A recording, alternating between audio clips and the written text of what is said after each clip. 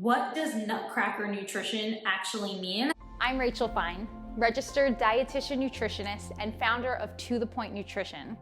A dancer's performance is a direct result of hard work and motivation. So where does food fit into this? There's a lot of myths and a ton of antiquated ideals, and I'm here to dispel those. Hi dancers, welcome back to Nutrition for Dancers with me, Rachel Fine, registered dietitian nutritionist and gal who's really interested in helping you build supportive habits around both food and your body. What does Nutcracker nutrition actually mean? Well, I'm helping you today to formulate a plan of tools that will support your winter performance schedule.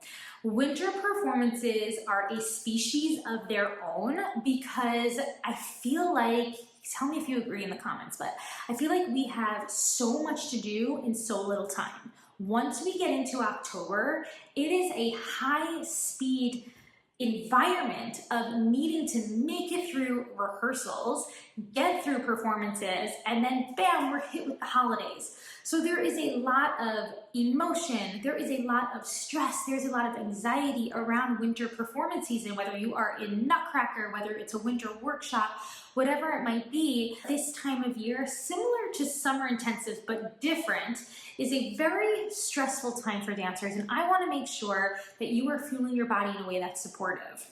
So we're going to talk about 3 big tools that I want you to consider for your winter performance meal routine. But before we get into that, let's talk about the 10 most common challenges that dancers experience around Nutcracker and winter performance time. The first is underfueling, whether it's intentional, such as from a calorie-restricted diet, or unintentional from just a busy schedule with all those weekend rehearsals.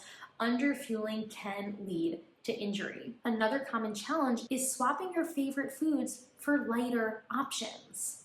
Physical fullness cues don't actually correlate to you meeting your energy needs. And prioritizing only your physical fullness cues can make it where you're not prioritizing satisfaction or long-term physical fullness. You want to choose foods that satisfy you. These are often foods that you have a preference for and foods that incorporate a balance of macronutrients, specifically fat, protein, and carbohydrates. Which leads me into my next challenge, is dancers not eating enough fat throughout their day. You want a source of fat, if not 2 sources of fat at least, in every meal or snack that you are consuming. Fat will help to provide you with energy. Fat will help your body promote hormonal balance to steer clear of acute injury and even chronic injuries like stress fractures. Now, alongside this comes another challenge, which is cutting carbs. Dancers, carbs are your most efficient and preferred fuel source. If you're not providing your body with enough of them, then your body's not going to have the energy it needs to truly optimize your performance. Another major challenge is you're letting your late night performance schedule sacrifice post-performance recovery. No matter how late you get home at night, consider that post-performance recovery window. This is where you're getting in that balanced meal or snack to replenish glycogen stores, promote muscle protein synthesis, and even get in that fat to help alleviate inflammation. Drinking too much throughout your rehearsals can actually mask hunger cues and even cause artificial temporary fullness cues. Make sure you're not obsessing over your hydration plan. Consider a refillable water bottle and refill it a couple times throughout the day. Another challenge, you're not planning ahead. You hear me say this often, but planning ahead with some emergency snacks is super critical for your dance bag. Throw in some bars, throw in some trail mix. Your rehearsals and performances can last way longer than you originally intended for, so make sure you pack those balanced options. Now, if you're stressing over processed and packaged foods, this is going to cause another major challenge for you, because oftentimes, especially during busy performance seasons, our reliance on packaged foods often skyrockets, and that's okay. These foods can provide energizing options to get you through. And last, you're not getting enough rest. I know firsthand that this can be challenging. You've upped your rehearsals, you have performances almost every night, but to the best of your ability, try to prioritize rest. If you're feeling amped up after a performance, then try and choose activities that will help wind you down. I suggest not looking at your screen, but rather maybe picking up a book, listening to music, and so forth. Just hanging out in a quiet, calm environment can help your body start to wind down. The first thing is to consider convenience. If you are anything like I was during this time, you are probably relying a lot on convenient options because you might just not have much time at home. You are likely balancing academic coursework, heading from school to the studio, maybe heading from studio to the theater. Whatever it might be, it's very likely that you are actually not that home so much. And even if you are, you still want to consider the importance of convenience as it relates to nutrition. And this is oftentimes when we hear about this misconception that packaged or processed foods are unhealthy for dancers. Well, that couldn't be any far from the truth because these options are sometimes the most accessible, energizing options that are going to get you through your rehearsal. So when I'm talking about convenience, one major thing you want to think about is planning ahead. Planning emergency snacks. Emergency snacks are going to help provide you with that energy, provide you with some protein, some sources of protein that will promote recovery after dancing.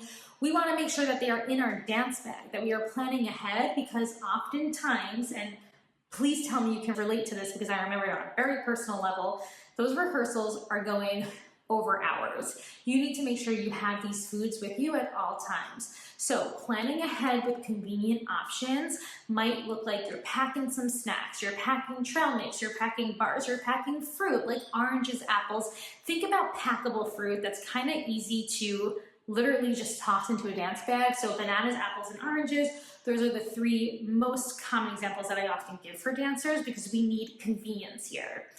Trail mix, you can make this yourself with nuts, dried fruit, pretzels, even some chocolate chips in there, M&Ms. These are all really delicious options in trail mix, or you can buy them. You can buy a pre-made trail mix, order it online or buy it in bulk. This is an easy, accessible option as well.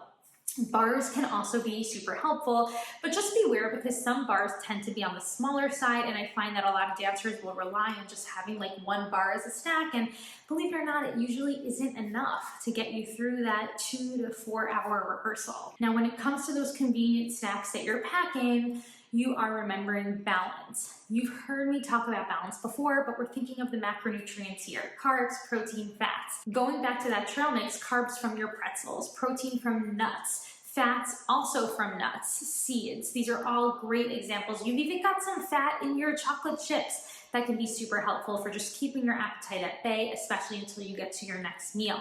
Now, the next thing I want you to remember when it comes to your performance planning is to start planning ahead.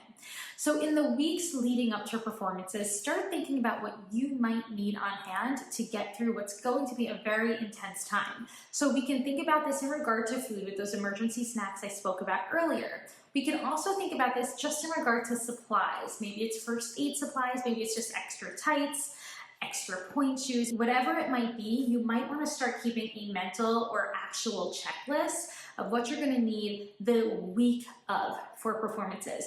Utilize visualization as a really great tool for this, to start walking yourself through your performance days, thinking about what you actually might be relying on and using. And I know I keep saying this, but those convenient packable snacks are major. Stocking up on those bananas, those oranges, those apples, that trail mix, that bars, crackers, cheeses, whatever it might be that's easily packable, easily obtainable, especially for your busy performance days. Don't forget about hydration. Keeping a reusable water bottle can also be super helpful for performance season. I find that hydration and staying hydrated often falls to the waistline for a lot of dancers. They often just don't remember it. But being in front of those lights can be extra dehydrating itself, especially at curtain call. So you want to stay ahead of your hydration as well and drinking really throughout your day, but not too much. We don't want to go excessive here because you don't want to be running to the bathroom every 5 minutes during your performance or during your rehearsal. But try to stay on top of keeping your body hydrated and drinking.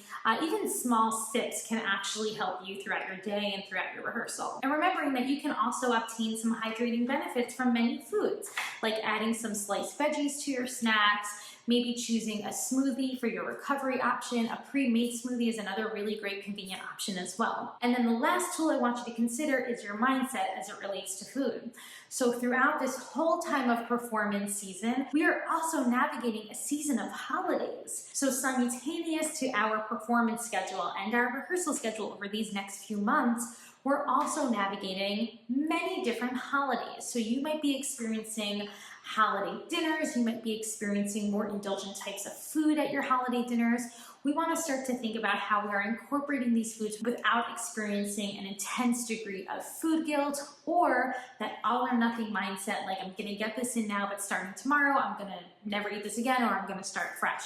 These mindsets perpetuate disordered eating. And you know, if you follow me or if you've been watching more of my videos, then we really want to steer clear of these mindsets, right? We want to remember that experiencing the holidays is a very normal, incredible part of the human experience as it is.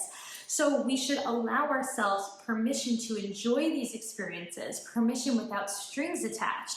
Yes, you can be full on in performance mode, full on in rehearsal mode, have a holiday dinner and enjoy it without feeling like you have to compensate the next day.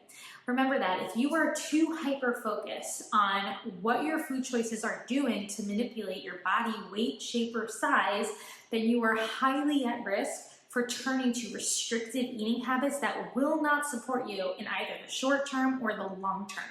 So we need to make sure that we are allowing for these natural, common human experiences, especially during the holiday season, to enjoy these foods so that we don't end up in that all or nothing mindset or experiencing high levels of food guilt. You might need more support to navigate through that. This is where I highly encourage the Healthy Dancer program. This is where I work with dancers both within group coaching sessions and even individual sessions, so we can really formulate a plan of introducing maybe more indulgent foods into your lifestyle without you feeling stressed, anxious, or guilty about it. And the holiday time might be a great time to start to do that. It's a hard time to start to do it, but it's also a great time to experience some challenges alongside the support of someone like me, a dietitian, who can help you through that. I hope you found this video helpful in navigating what often is a time of a lot of stress and anxiety around food. Because we are navigating a very busy, intense performance season simultaneous to the holiday season, which can bring on a lot of anxieties for dancers in of itself, especially as they relate to food and body image. But if you want more support, head over to my blog, dancenutrition.com. Reach out to me, info@pointnutrition.com. I'm here to help. You can even set up a free complimentary coaching call, and I'll help talk you through it.